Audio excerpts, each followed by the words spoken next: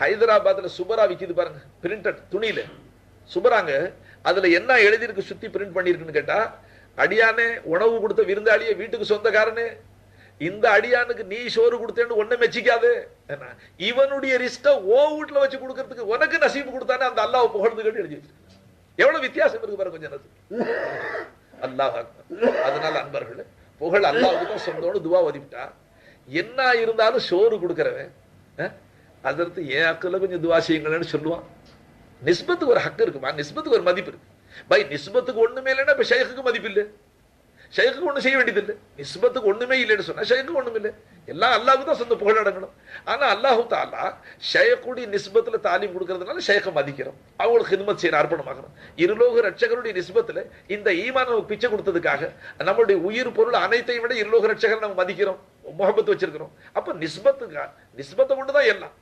அப்போ கிப்ஸ் ஹாஜிகளுடைய நிஸ்பத்துல 5 பேர் ஹாஜிகள், 2 பேர் அடுத்த வருஷம் ஹாஜிகள், இன்ஷா அல்லாஹ் எதிர்கால ஹாஜிகள். அதனால ஹாஜிகள்னே வந்துருச்சு, கிப்ஸ் ஹாஜிகள் வந்துருச்சு. அல்லாஹ் மத்த 2 பேருடைய ஹஜ்ஜை நிறைவேற்றி வைப்பானாக. ஆமீன், அல்ஹம்துலில்லாஹ். அல்லாஹ் கிருபை செய்யட்டும். அப்ப அன்பர்களே எல்லாம் வந்துருச்சு, இன்னைக்கு என்ன இது பாக்கி இருக்கலாம் வந்துருச்சு. சரி, மாஷா அல்லாஹ். அப்போ அல்ஹம்துலில்லாஹி அல்லதி அதாமனான்னு துவா ஓதிவிட்டா, வீட்டுக்காரர் நம்ம ஹக்குல துவா செய்யலன்னு நினைப்பாரு. என்ன என் சொத்தை தின்னுபிட்டு நீ அல்லாஹ்வுக்கு நன்றி செலுத்துறேன்னு கோச்சிக்க மாட்டான். அப்படி ஒரு முட்டாள் துனியாவில் இல்லை, அப்படி இருக்கிறானா இல்லவா? ஏன் வீட்டுல சொத்தை தின்னுபிட்டு இங்கேயே உட்காந்து நீ அல்லாஹ்வை புகழ்ற அப்படி யாரும் சொல்ல மாட்டான். அவன் சொல்லுவான் அல்லாஹ்வை புகழ்றது தான் நியாயம், அந்த அல்லாஹ் தான் கொடுத்தான். ஆனா அதே நேரத்தில் அவன் கல்வியில் என்ன வரும், நமக்கு ஒரு துவா இல்லையா, அதுக்கு ஏன் வீட்டுல வச்சு அல்லாஹ் ஒரு சோறு கொடுத்தாங்க, நமக்கு ஒரு துவா இல்லையா? அதனால கருணை கடலான நபி அடுத்த துவா என்ன கத்து கொடுத்துட்டாங்க, அல்லாஹும்ம அத்இம்மன் அதாமனா வஸ்கீமன் சகானா. யா அல்லாஹ், எங்களுக்கு உணவு ஊட்டியவர்களுக்கு நீ உணவு கொடு அல்லாஹ், எங்களுக்கு தண்ணீர் புகட்டியவர்களுக்கு நீ புகட்டு அல்லாஹ். தண்ணீர் மட்டும் இல்ல, சாயா பால் என்ன கொடுத்தாலும் நீ புகட்டு அல்லாஹ். இப்ப துவா இருக்கு அன்பர்களே. சாப்பிட்டவனுடைய இந்த துவாவில் கட்டாயம் துவா கபூல் ஆயிட்டான். யாருடைய துவா கபூல் ஆகும், மூமினான அடியார்கள் துவா அல்லாஹ் கபூல் செய்வான், மூமின் முஸ்லிம். இப்ப அந்த மாதிரி அடியார்களுக்கு நம்ம பசியாத்தி அவங்களுடைய அந்த துவா கபூல் ஆயிடுச்சுன்னு சொன்னா, அவர்களுக்கு உணவளித்த நம்மளால பட்டியா போடுவானா? அந்த துவாவினால இன்னும் பன்மடங்கு பெருகுமே தவிர பட்டியா போட மாட்டான்.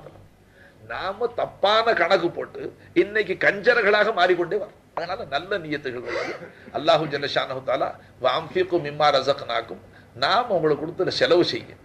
அந்த மின்னுக்கு தஃப்சீர் எழுதுறாங்க, மின் தபஈன்னு சொல்றது, அதாவது பாதியா, அதாவது நான் கொடுத்தது முழுமையும் செலவு செய்யு சொல்ல இல்லை, உங்களை நான் கொடுத்ததுல பகுதி செலவு செய்யு சொல்லி, முக்காவாசி கொடு காவாசி கொடுன்னா நான் சொல்ல இல்லை. மிம்மா ரஸக்னாஹும் யன்ஃபிகு வஅன்ஃபிகு மிம்மா ரஸக்னாக்கும், உங்களுக்கு கொடுத்ததுல கொஞ்சம் செலவு செய்யுங்க.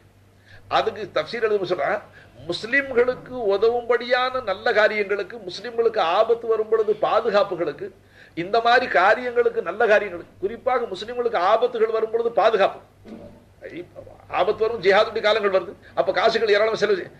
அந்த மாதிரி கட்டங்களிலே முஸ்லிம்களை வாழ வைப்பதற்காக யார் தங்களுடைய சொத்துக்களில் ஒரு பகுதியை செலவு செய்ய மாட்டார்களோ அதற்கு தண்டனையாக அல்லாஹ் என்ன செய்வானா, சமுதாயத்தில் ஒரு சிலர் மட்டும் பணக்காரர்களாக இருப்பார்களே அவர்களும் சட்டி தூக்குற மாதிரி செஞ்சிருவாங்க. அல்லாஹ் நம்ம அனைவரையும் பாதுகாப்பாங்க. தஃப்சீர் எடுத்து பார்த்துக்க, தஃப்சீர் ஹக்கானியில் இது எழுதியிருக்கு.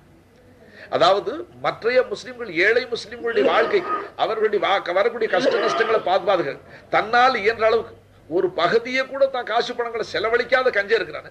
அவர்களுடைய அந்த அந்த கஞ்சத்தனத்தின் காரணமாக புரட்சிகளை, காஃபிர்களுடைய புரட்சிகள் எப்படி வருமா, ஒரு சிலர் ஷக்சியத் தனிப்பட்ட முறையில் எங்கேயோ 100ல ஒருத்தர், 10ல ஒருத்தர், 50ல ஒருத்தர் சீமானா இருக்கிறாங்களே, அந்த சீமான்களையும் இல்லாம அழைச்சிருவான் அல்லாஹ், எல்லாரையும் ஆண்டி ஆக்கி விட்டோம். அல்லாஹ் நம்ம அனைவரையும் பாதுகாப்பாங்க. அதனால எப்பவுமே திறந்த மனசு வைக்கும். உங்களுக்கு என்ன சொல்ல வர்றேன், அல்லாஹ்வுடைய பாதையிலேயே கொஞ்சம் கொஞ்சம் கொடுத்து பழகுங்க. ஏன்னா நீங்களும் கொடுத்தா நானும் கொடுக்கிறேன் அல்லாஹ் சொல்றான். அல்லாஹ் என்ன சொல்றான், நீ கொடு நான் கொடுக்கிறேன். என்ன இவன் என்ன சொல்றான், அடுமை, யா அல்லாஹ் நீ கொடுத்தா நான் கொடுக்கிறேன். 2 பேருமே அதான் சொல்றாங்க. அடுமை என்ன சொல்றான், அல்லாஹ் கொடுத்தா நான் கொடுக்கிறேன், நானும் அல்லாஹ்வுடைய பாதையில கொடுக்கிறேன். இவன் சொல்றான். அல்லாஹ் என்ன சொல்றான், அடியானே நீ கொடுத்தா நானும் கொடுக்கிறேன், நீ 1 கொடுத்தா நான் 10 கொடுக்கிறேன். இவன் என்ன சொல்றான், யா அல்லாஹ் நீ 10 ரூபா கொடுத்தா நான் 1 ரூபா கொடுக்கிறேன், நீ எனக்கு 10 ரூபா கொடுத்தா 1 ரூபா நான் அல்லாஹ்வுடைய பாதையில தர்மம் செய்யறேங்கிறான். அல்லாஹ் என்ன சொல்றான், நீ 1 கொடுத்தா நான் 10 கொடுக்கிறேன். இப்ப இதுலயே 2 பேர்ல வித்தியாசம் என்ன, எவ்வளவு இருக்கு, வானத்துக்கு உள்ள வித்தியாசம் இருக்கு. இவன் கேட்கும் போது அல்லாஹ் கிட்ட நீ 10 ரூபா கொடுத்தா நான் 1 ரூபா கொடுக்கிறேன். அல்லாஹ் என்ன சொல்றான், நீ 1 கொடுத்தா நான் அதுக்கு 10 கொடுக்கிறேன், 70 கொடுக்கிறேன், 700 கொடுக்கிறேன். சில பேருக்கு அல்லாஹ் கணக்கு இல்லாம கொடுக்குறான், கணக்கு இல்லாம அல்லாஹ் கொடுக்குறான். இப்ப 2 பேரும் சொல்றதுல வித்தியாசம் இருக்கு. இந்த 2 பேர்ல யார நம்பலாம், அல்லாஹ் தான் நம்பலாம். ஏன்னா அல்லாஹ் வாக்குக்கு மாறு செய்ய மாட்டான், அல்லாஹ் பொய் சொல்ல மாட்டான். ஒமன் அஸ்தகு மினல்லாஹி கீலா, அல்லாஹ்வோட உண்மை சொல்றவன் யார்? அவன் நிச்சயமா நம்பி போட்டுடலாம். கட்டாயம் அல்லாஹ் கிட்ட கொடுத்துடலாம், கட்டாயம் அல்லாஹ் தஆலா கொடுப்பான். இவனை நம்பி கொடுக்க முடியுங்களா? யா அல்லாஹ் நீ கொடு, நான் பள்ளியாசை கட்டிடுறேன், மதரசா கட்டிடுறேன், வர்ற ஆலிம் ஷாக்கெல்லாம் தலப்பா கட்டி விட்டுறேன், வர்ற ஆலிம் ஷாக்கெல்லாம் ஜுப்பா தச்சு போட்டுறேன்னு சொன்னானே, கொடுத்ததுக்கு பிறகு எல்லாத்தையும் சுருட்டிக்கிட்டு உட்காந்துருவான். யாரா சம்பாதிக்கிறது, யாரா திண்டுட்டு போறதுன்னு கேட்கறான். என்ன இங்க என்ன தெரியும்? கவர்ல போறோன்னு தெரியும் செருப்படி படும்போது யார் இருந்துட்டு. அதனாலே அல்லாஹ் சொல்லும் போது குர்ஆன்ல எங்கேயுமே உன் காசு செலவழின்னு சொல்ல இல்லைன்னா, வாம்ஃபீக்கும் மிம்மா ரஸக்னாக்கும், உன் கொப்ப விட்டு காசு செலவழிக்க சொல்ல. நான் கொடுத்தேனே அதுல செலவு செய்யணும் ஆயோகி பேலட்ட, நான் கொடுத்தேனே அதுல செலவு செய்யணும். மிம்மா ரஸக்னாக்கும், நான் அவனுக்கு பிச்சை கொடுத்தேன் பாரு, அதுல செய். அப்ப என்ன அர்த்தம்? ஒன்னதுன்னு நினைச்சா நீ செய்யவே வேணாண்டாம். ஒன்னது என்ன இருக்கு? என்னது அது? என்னது உங்ககிட்ட கொடுத்து வச்சிருக்கிற உன் யோகியதை பாக்குறதுக்கு அமேசமே அல்லாவுடைய ஏன் அடியார்களுக்கு ஏதாச்சும் பை மின் தபையுதுக்காக வந்திருக்கு. கொஞ்சத்தை செய், எல்லாத்தையும் வாரி கொண்டு அல்ல சொல்லி. அப்படி மார்க்கத்துல ஜாயிஸ் வலா தபசுத்து அக்குல்லல் பஸ். ஏன்னா கர்ணை நபி ஸல்லல்லாஹு அலைஹி வஸல்லம் ஒரே ஒரு ஜுப்பா தான் போட்டிருந்தாங்க, வேற ஜுப்பாவே இல்லை. ஒரு மிஸ்கின் அதையும் கேட்டுவிட்டான். சொன்னாங்க இதை தவிர வேற இல்லை, நான் கொடுத்துட்டு என்ன செய்வேன், யார சொல்ல அதையாச்சும் எனக்கு கொடுங்க, அதையும் கொடுத்துட்டு சும்மா உட்காந்துட்டேன் விட்டுவிடல. அப்ப இந்த ஆயத்தை இறங்கி வலா தபசுத்து அக்குல்லல் பஸ், அதாவது சுத்தமா கொடுத்துட்டு நீங்க மறுபடியும் முகத்தாஜ் ஆகிற அளவு நீங்க யாரு கொடுப்ப அந்த கஷ்ட நிலை வர்ற வரைக்கும் நீங்க அந்த மாதிரி நிலையும் தர்மம் செய்யக்கூடாதுன்னு. அதனால முஸ்லிம்களுக்கு அதுவும் ஜாயிஸ். சில பேர் பேருக்கு புகழுக்காக மனைவி மக்களை பஞ்சாதி பள்ளியை பட்னியா போட்டு வெளியில வாரிக்கிறோம், அதுவும் ஜாயிஸ் இல்லை மார்க்கு. ஏன்னா ஹக்குதார்கள் உங்களுடைய காசு செலவு செய்து ஃபலில் வாலிதைனி, உங்க தாய் தகப்பன், ஃபலில் வாலிதைனி வல்ல, அப்புறம் மறந்து போச்சு, ஃபலில் வாலிதைனி வல் அக்ரபீனா வல் யதாமா வல் மசாகினி வப்ன சபீல். படித்தரங்கள் பெற்றோர்களுக்கு கொடுக்கும், குடல்வாய் ஜனங்களுக்கு, தாயை சேர்ந்த பந்துக்கள், தகப்பனை சேர்ந்த பந்துக்கள், அவங்களுக்கு கொடுக்கும். விளங்குச்சுங்களா? அப்புறம் என்னங்க வல் யதாமா, தாய் தகப்பன யத்தீம்களுக்கு கொடுங்க. மசாக்கின்கள் மிஸ்கின்களுக்கு கொடுங்க. இன்னும் முசாஃபிர்கள், வப்ன சபீல்னா முசாஃபிர்கள், பை லட்சாதிபதியா இருப்பான், நம்ம ஊர்ல பெட் பாக்கெட் போயிருக்கும், காசு போயிருக்கும், அதனால வந்த இடத்துல தவிக்கிறான், அவனுக்கு கொடுக்கறது குற்றம் இல்லை. அவன் ஊர்ல லட்சாதிபதியா இருக்கிற, இங்க பிச்சைக்காரனாக திரும்பி போது காசு இல்லை, கடன் கொடுப்பாரும் இல்லை, அவனுக்கு தர்மம் கொடுக்கலாம், குத்தம் பண்ணுவாங்க. இப்படி எல்லாம் அல்ல முறைகளை சொல்லிவிட்டான். ஆனா இப்ப இந்த ஆயத்து படிச்ச ஒரு முரீது இந்த மாதிரி தர்ம காரியங்கள்ல லங்கர் கான்கா அதுன்னு சொல்லி சொன்னாரு. குர்ஆன்ல இது இல்லைங்களே. குர்ஆன்ல ஃபலில் வாலிதைனி வல் அக்ரபீன வல் யதாமா வல் மசாகினி வப்ன சபீல் 5 இருக்கு. ஷைக்குக்கு கொடுங்க, கான்காவுக்கு கொடுங்க, தரீகாவுக்கு கொடுங்க, இஸ்திமாவுக்கு கொடுங்கன்னு இல்லையே. இந்த 5ல இது கட்டுப்பள்ளியன்ட்டான். நான் சொன்ன இதுவரைக்கும் தஃப்சீர்ல விளங்குனது நீ நூதனமா விளக்கியிருக்கிறான். அல்லாஹ் பலரை பல மாதிரி படைச்சிருக்கிறான், இப்படி ஒரு ஆளை படைச்சிருக்கிறான், இன்னைக்கு தான் விளங்குச்சு. ஆனா நீ விளங்குன தஃப்சீர் அபூபக்கர் சித்திக் கூட விளங்கல போட்டுருக்கு. ஏன்னா இருலோக ரட்சகருக்காக தங்களுடைய முழு சொத்தை சித்திக் அக்பர் அர்ப்பணிச்சிட்டான் மக்காவலிய. மிச்சம் கொஞ்சோண்டு ஒரு மூட்டை எரிஞ்சு விட்டுல. அரபு நாட்டுல இரும்பு அயன் சேஃப் எல்லாம் கிடையாது. பூமியில கீழே தாங்க வீட்டுல குழி தோண்டி வச்சுட்டு மேல பலகை போட்டுவான், அதுல படுத்துக்குவான், அதான் பாதுகாப்பு. அப்ப சித்திக் அக்பர் ஒரு மூட்டை காசு வச்சிருக்காங்க, அது 10,000 சொச்ச திரகம் இருந்து காசு. இருலோக ரட்சகர் ஹிஜ்ரத்து போற ராவை இல்லை, அபூபக்கர் சித்திக துணைக்கு அழைச்சா அந்த பொட்டலத்தையும் தூக்கிட்டு கிளம்பிட்டாங்க. வீட்டுல அவங்க பாவா இருக்கிறார், அபு குஹாஃபா இருக்கிறாங்க, அவங்களுடைய மகன் இருக்கிற ஹசரத் அஸ்மா ஆயிஷா எல்லாம் இருக்கிறாங்க, அந்த மூட்டையும் கிளம்பிட்டாங்க. அது தூக்கிட்டு போகும்போது அவங்களுடைய வாப்பா அபு குஹாஃபா மகளை கூப்பிட்டு சொன்னா, அஸ்மாவை உன் பாப்பாவை தடுக்க முடியாது, நபியுடைய காதலர் போறாக, ஜீவனாம்சத்துக்குள்ள காசை வச்சுட்டு போனாரா, அதையும் சுட்டிக்கிட்டு போயிட்டாரா பாரு. அந்த பிள்ளையுமா என்னோட ஸ்ரீதேவி எங்கே வாப்பாவுக்கு இப்ப இருக்கிற ஹெருதி விலகின்னு வந்துருமோ, என்ன காசு முட்டை இருந்தா கைஃபியத்து இருக்கும், போயிட்டா என்ன ஆகும். அதுக்காக அந்த பிள்ளை போய் அந்த காசு முட்டை இருந்த அளவுக்கு ஒரு கல்லை எடுத்து அதை துணியில சுத்தி அந்த குழியில வச்சுவிட்டு அந்த சித்தியக்கூடிய வாப்பா கண்ணு தெரியாது, அந்த வயசான அவங்கள அழைச்சிட்டு போய் இந்த கையை தொட்டு காமிச்சாங்களாம். வாப்பா தான் போயிருக்கிறாங்க, மூட்டை இருக்கு நல்லா பாருங்கன்னு. மூட்டை இருக்குன்னா காசு மூட்டை இருக்குன்னு சொல்லி மூட்டை இருக்கா போயிடுச்சான்னு கேட்டி மூட்டை இருக்குன்னு காமிச்சாங்களாம். அதை பார்த்து அவரு சரி உன் பாவா பொண்ணா போட்டு நம்ம மூட்டை இருக்குன்ட்டா. என்ன மூட்டை இருக்கு? காசு எங்கே போயிடுச்சு? நபியுடைய ஹிதமத்துல போயிடுச்சு. இவன் 14வது நூற்றாண்டுல முனாஃபிக் ஆயத்துக்கு என்கிட்டயே தஃப்சீர் செய்யறான். ஃபலில் வாலிதைனி வல் அக்ரபீன வல் யதாமா வல் மசாகின் வப்ன சபீல் இருக்கு. ஷைக் எங்க இருக்கு, கான்கா எங்க இருக்கு, இஜ்திமா எங்க இருக்கு, லங்கர் எங்க இருக்குது? ஓ ஈமான் அபூபக்கர் சித்திக் இருந்தா இந்த மக்காமை அடைச்சிருக்க மாட்டான். அவர்களுக்கு துரோகம் செஞ்சு கொண்டாந்து வெளியில தர்மம் செய்யணும்.